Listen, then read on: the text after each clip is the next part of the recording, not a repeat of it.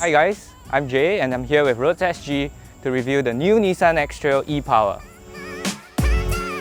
This latest generation is designed for the modern family looking for both lifestyle and practicality. Let's have a look at the car.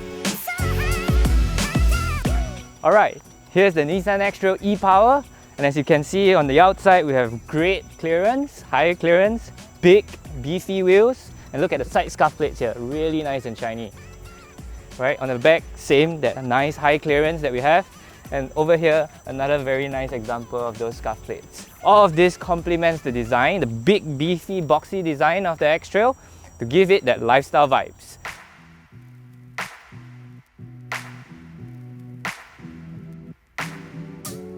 Okay, let's look inside.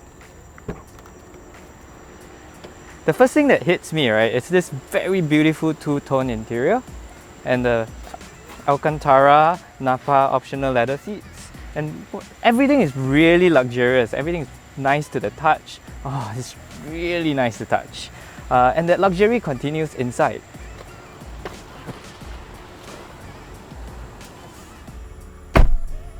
And on the inside, it's really nice and comfy. These seats are nicely bolstered. They are even electrically adjusted, both seats.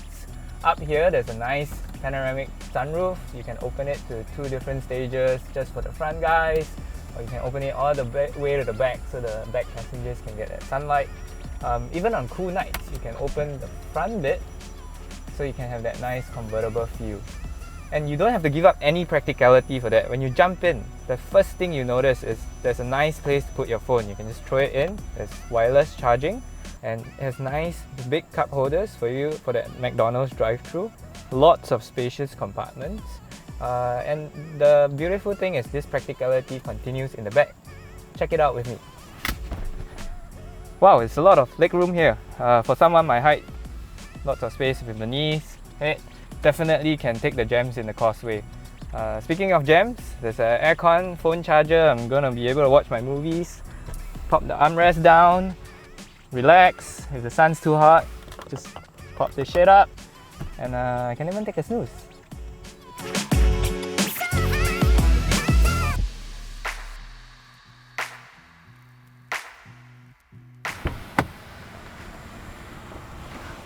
Ah, that was a good snooze. And this door is really nice. It opens all the way to 90 degrees, makes getting out easy. It also makes stuff like putting your baby chair in a breeze. And on Sundays, when we have all our stuff, there's more than enough room. Pop the golf bag in, and for extra luggage, drop the seats. Put it in, and let's drive!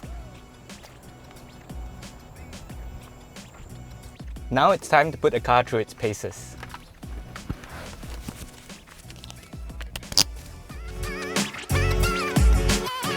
Okay, this is pretty nice. I think the initial impression once you step on the pedal, it's very responsive. It feels light and I would say fairly engaging actually. This is kind of nice. It builds speed in a good way, so it's very nice to pull into traffic. I think this is good for daily use. Definitely a nice easy run. As we enter some of the tight bends here on this nice winding road, this car is still handling very nice. It doesn't feel like a big SUV. It sort of folds around you nicely like a small little hatchback, and it does inspire a good amount of confidence when you take the corners. It is still a big car, so you do lean in quite a bit every now and then, but as long as you keep things linear, it's pretty nice to drive. The suspension is really not what you expect of a big SUV. It's very stable. There's not a lot of body roll, like I said, unless you push the car very hard and you're very aggressive with the motion. This is generally a very forgiving car. It handles nicely. The instant torque once again shows its prowess here, in that when you're coming out of the corner you can just squeeze and the instant torque pulls you up. Along with the 4-wheel drive, it's really doing this car a lot of favors in terms of handling. So overall, I would say driving this makes it's quite nice. to have this, you know, you can have your fun every once in a while and still enjoy all the practicalities that come with it. In terms of drive mode, it has several different drive modes. Of course, there's the 4-wheel drive modes, and for snow and dirt, there's also a hill descent mode, and of course there's the eco, auto, and the sports mode.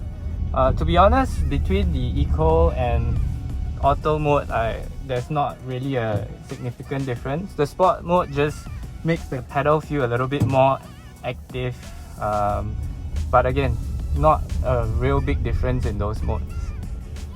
To be honest, this drive doesn't feel like an electric car. It feels very intuitive for the most part, aside from that instant torque. There's also, unlike other electric cars where you have a lot of the engine braking or regenerative braking, there's a nice button that turns off that regenerative braking, and you can use the car just like you would in a normal petrol car. So that makes the drive a lot more engaging.